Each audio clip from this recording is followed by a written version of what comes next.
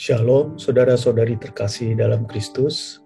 Bertemu kembali dalam 7 Minutes Bible yang diselenggarakan oleh Seksi Kerasulan Kitab Suci Paroki Serpong Gereja Santa Monica. Video ini dibuat untuk memeriahkan Bulan Kitab Suci Nasional tahun 2021. Hari ini, Kamis 9 September, kita akan merenungkan Lukas 6 ayat 27 sampai 38. Bacaan ini adalah lanjutan dari sabda bagia Yesus dengan judul perikop, Kasihilah musuhmu. Membaca perikop ini, kita akan mempunyai kecenderungan yang menganggap bahwa ajaran Yesus tidak masuk akal, ajaran yang sulit dijalani. Masa kita mengasihi musuh kita dan berbuat baik kepada mereka yang membenci kita, lalu memberkati orang yang mengutuk kita, dan mendoakan orang yang berbuat jahat kepada kita. Lebih lagi, kalau ada yang menampar pipi yang satu, kita berikan pipi yang lain. Cara hidup yang tidak masuk akal itu diajarkan dan dilakukan oleh Tuhan Yesus di dunia ini, supaya kita dapat belajar dan mencontoh apa yang telah dilakukan oleh Tuhan Yesus. Dia menghendaki kita menjalani hidup melampaui apa yang sudah biasa dan umum. Kita diajak untuk menyelesaikan masalah dengan cara yang berbeda dari konsep yang sudah umum diketahui dan dilakukan oleh manusia. Bukan menggunakan konsep mata ganti mata atau gigi ganti gigi, karena itu adalah konsep keadilan menurut dunia. Perintah Yesus tegas, kasihilah musuhmu.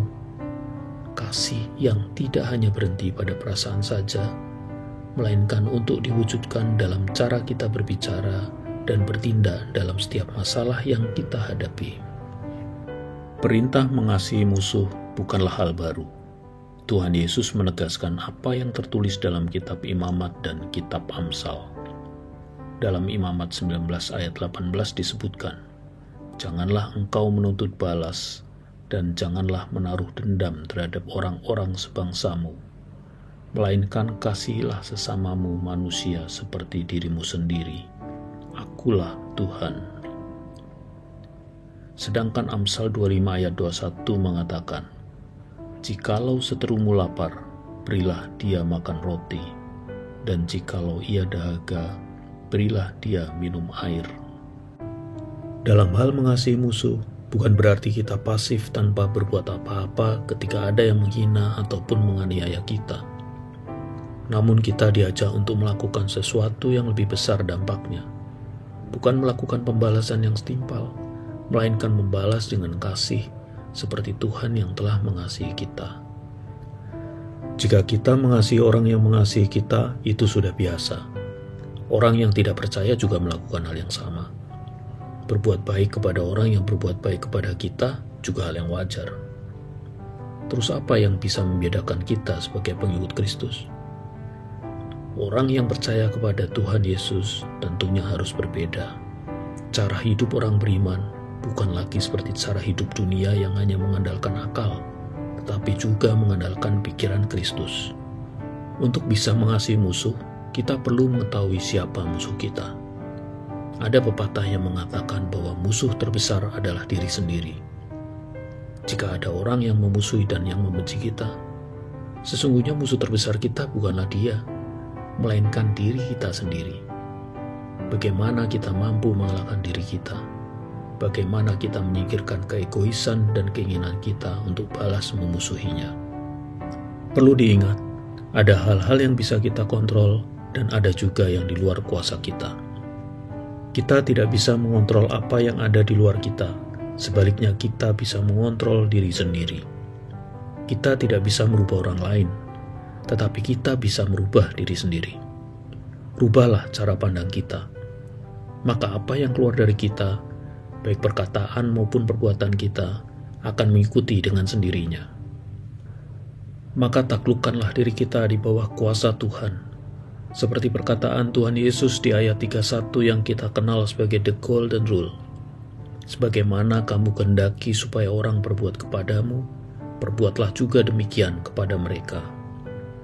Jika kita menginginkan dia tetap menjadi musuh, maka dia akan tetap menjadi musuh dalam hidup kita.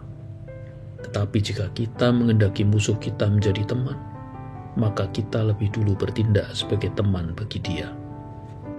Rasul Paulus mengatakan, karena itu sebagai orang-orang pilihan Allah yang dikuduskan dan dikasihinya, kenakanlah belas kasihan, kemurahan, kerendahan hati, kelemah lembutan, dan kesabaran.